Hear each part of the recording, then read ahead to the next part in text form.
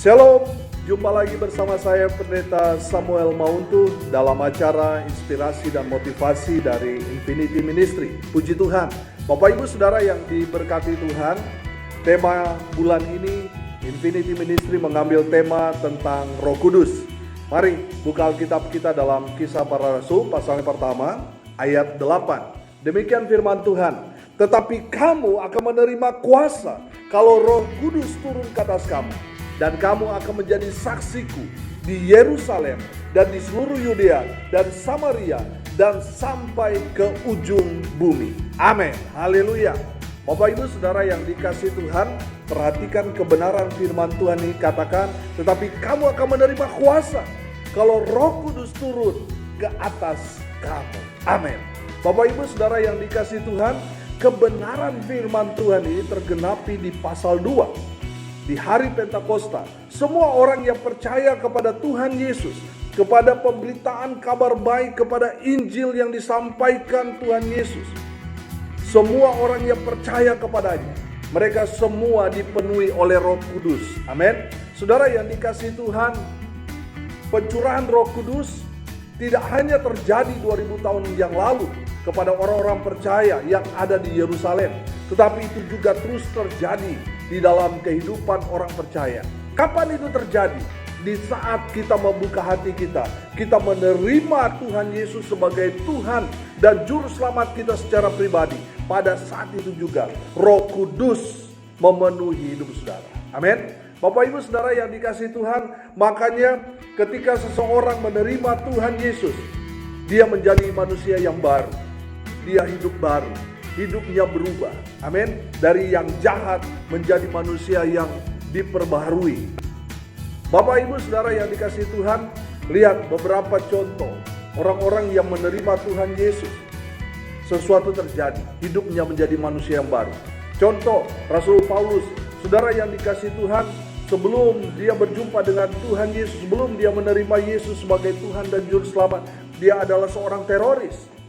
Bapak Ibu Saudara, apa yang terjadi dengan dia? Di saat dia berjumpa dengan Tuhan Yesus, dia menerima Tuhan Yesus dan hidupnya berubah. Amin. Saudara lihat, ketika orang kerasukan, saudara lihat, kalau dia dipenuhi oleh roh monyet, dia akan berperilaku seperti monyet, saudara. Betul? Saudara, kalau dia dipenuhi oleh roh kuntilanak, dia akan berperilaku, dia akan ketawa sama seperti dengan kuntilanak.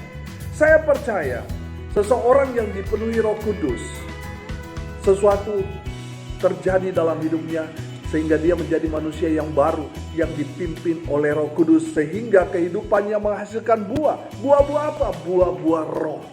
Amin. Bapak Ibu Saudara yang dikasihi Tuhan, saya percaya kalau roh Tuhan, Roh Kudus ada dalam diri kita, kita akan dapat mengenali seseorang itu. Dia mengeluarkan buah-buah roh.